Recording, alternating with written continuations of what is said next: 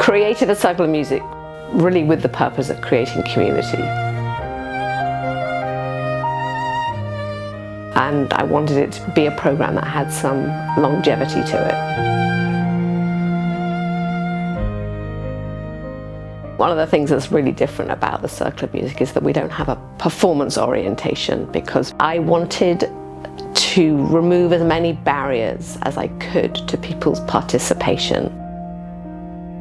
This is a rethinking of what we mean in terms of excellence. Around the circle. Okay, let's do the same thing on the other side.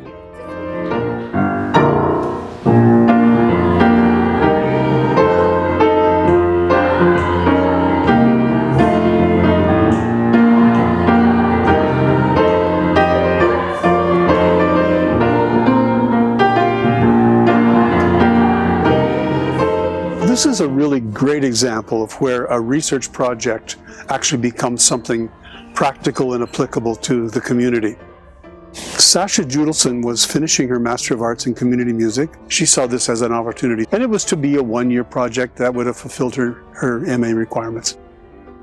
Having created a Circle of Music, when I did my MA research, I was measuring the emotional impact, whether that connection with people decreased feelings of loneliness and isolation. 8 years later, we're still going, we've had funding, and this has really made a difference in the lives of people who have been diagnosed with dementia, and I know it's been really important to the teenagers who have, over the years, different group every year, volunteer to sit with these seniors, sing with them, and then socialize with them.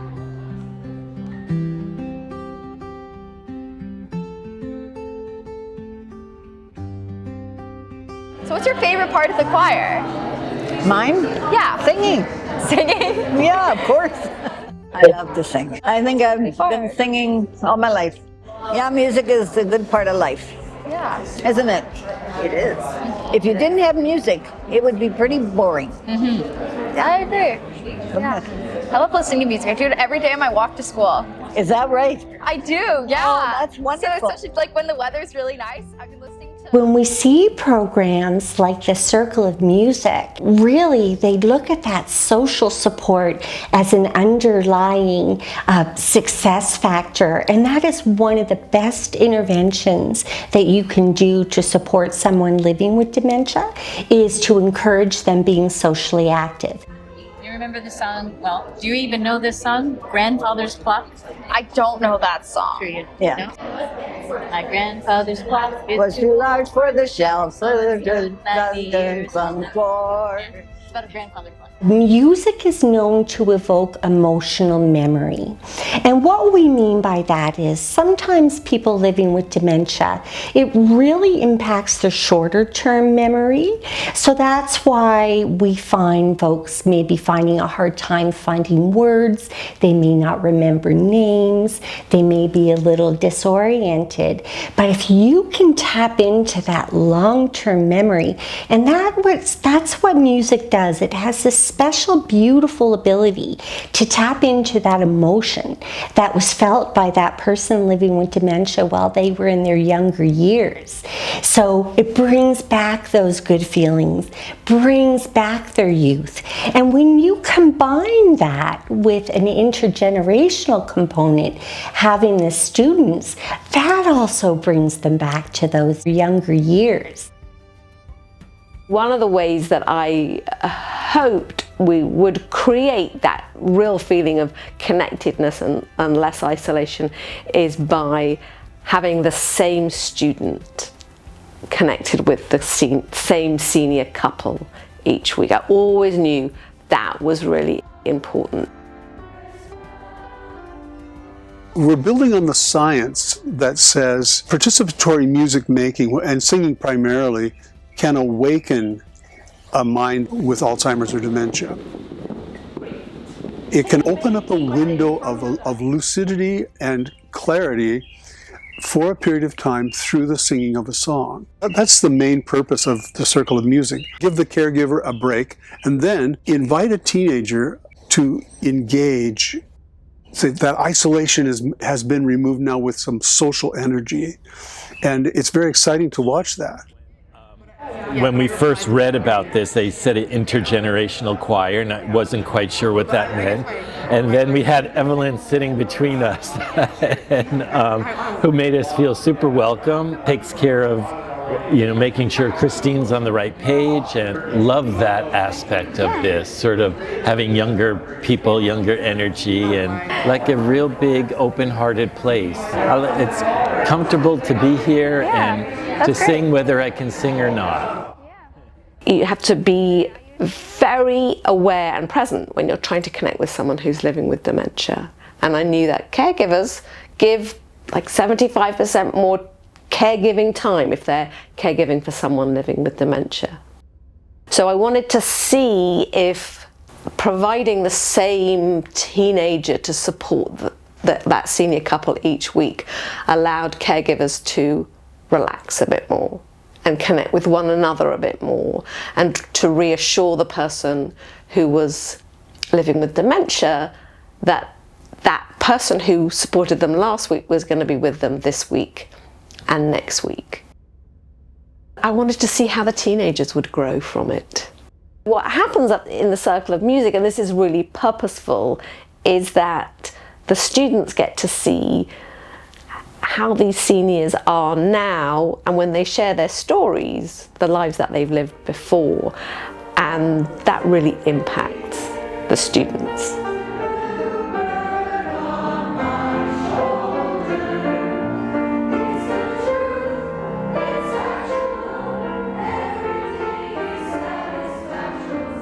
We have a grade 12 student who has been involved with circle music for I think 3 years now. Seeing how she's grown throughout the past 3 years has really been rewarding as well. And sometimes too, we've had students who return from university and they've been in circle music in the past, and they come back to visit and sing with us once they return home, which is really nice. So I've seen a lot of connections through the years. Having the additional support system has been super valuable for them. Even when they're just having a bad day, sometimes when they come in, I notice that the seniors pick up on it and they'll connect with them. Having an additional sort of adult in their life, showing caring about them, helps to build trust in adults, so I think that's really good.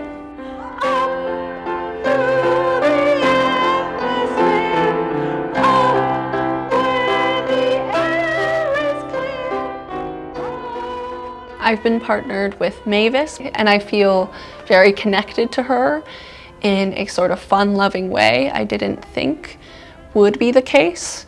In addition, I do find that Mavis has acted in a way that's very meaningful towards me, especially going through certain things in my life. And this wisdom and caring that she's shown me has been something that is very impactful in a way that I wouldn't have expected. She's capable of being so wise and thoughtful in a way that can really comfort me. The senior I am paired with, Luann, she, every time we have rehearsal, she say hi to me, and we talk about how our weeks are. And when we're doing the warm-ups, sometimes because she's left-handed, sometimes we get to the opposite side and we stare at each other, and she wave to me and she say hi, and I feel like that's just really funny.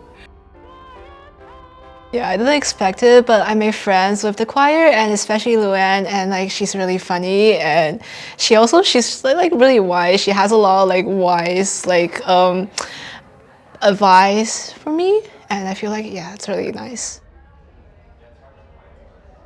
I think if one reflects back and thinks about intergenerationality, everybody needs to get something out of it. So I knew that it needed to be fun, that it needed to be relaxed, that people needed to feel that they were growing in some way. So maybe their musical voice is improving.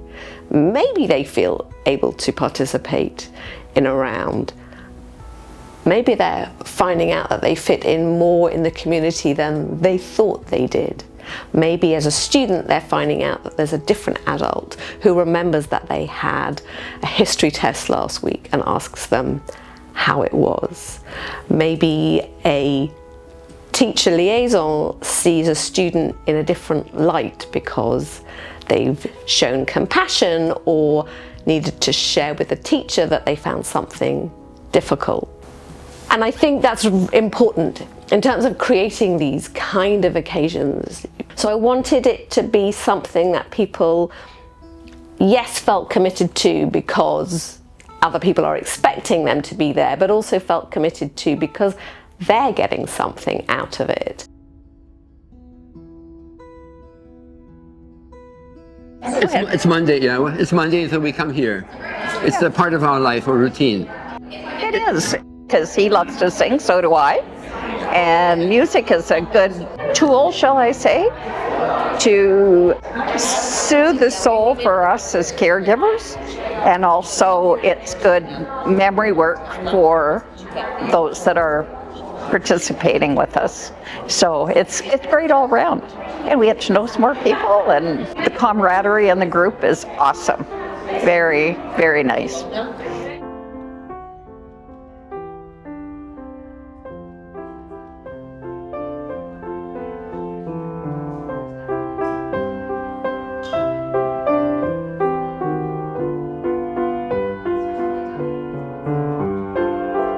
I'm choosing the songs each week. When I'm liaising with the pianist, I'm always thinking, what's someone getting out of it?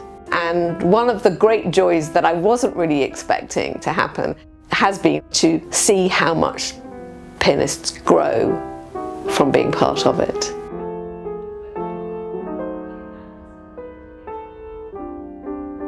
Artem, the accompanist, he was actually in my class 2 years ago. I knew he was really interested in people and behavior and sort of observing, so I thought that this would be a great opportunity for him because I also knew he was a very talented pianist.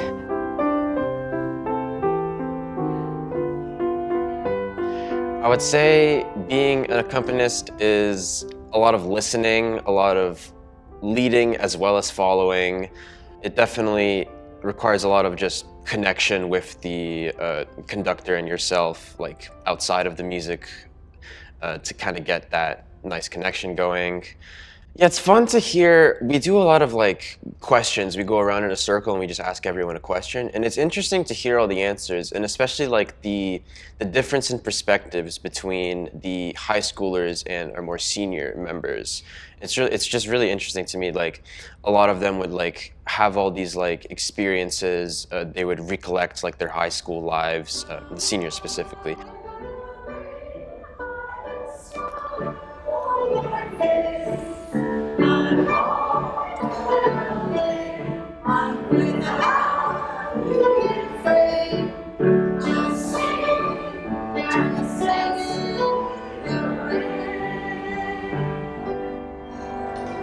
Okay, show of hands. Do you mind getting soaking wet in the rain? Yes, if you do mind. And I think that's interesting to kind of see how the high schoolers kind of absorb that those information or those lessons that they're getting, and I think that's really nice how they're just able to take those that wisdom from them that way. Do you mind getting soaking wet in the rain? Yeah. Put your hand up. No. Okay, and now switch if you don't mind. Oh my. It's about half and half, isn't it?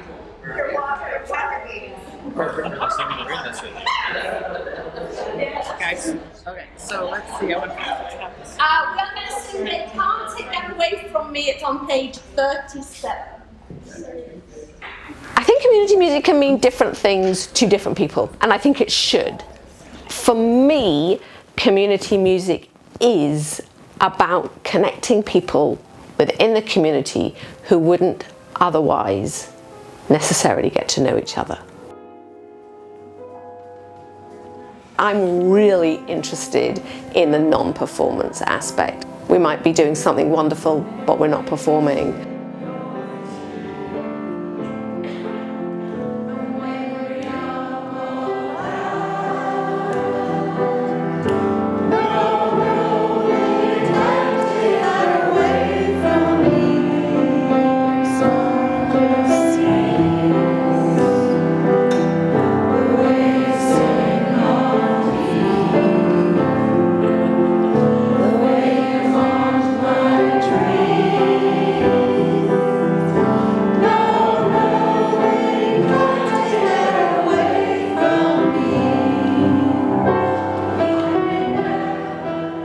What I lean on is pedagogically knowing that people are able to sing in tune if we support them.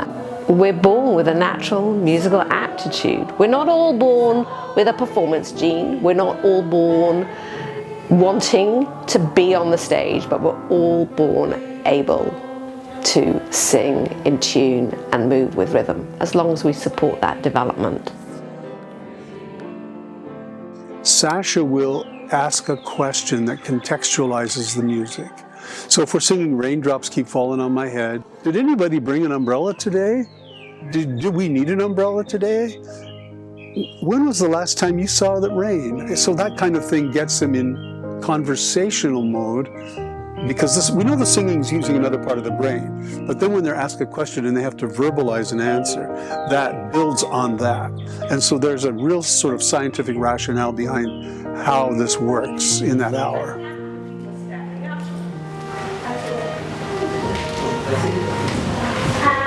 here are your toes. Green grass grows really greener, gaining giant. Green grass grows greener. All of that together really, it leads to better health outcomes for people living with dementia. They're happier, they have a better quality of life, and I can't think of a better program to support people living with dementia. Sasha is highly structured, well planned, everything's thought out. She's just right at home in that area. Lee, as my supervisor as a master student, was a real dream.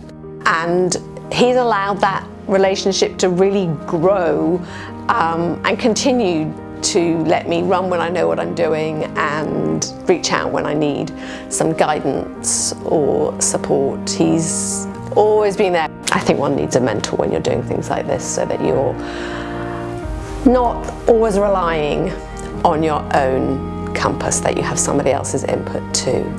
It's definitely been invaluable for me and a real joy to work with him. I really hope that it continues. I feel like it's very important and such a beautiful space. Perhaps this can inspire other communities to try it out and see what they can get out of it as well. Seeing how people connect with one another and feel dedicated to the program is really inspiring. I really love coming here. Being around elderly people, it warms my heart because they're very wise and very helpful and very kind. When I look around the circle, they have a lot of smiles. This is something that they enjoy, and I like to be a part of things that make other people happy. Well, we're getting to know each other. It's becoming like friends and family. That's the whole part, I find. We know each other, friends and family.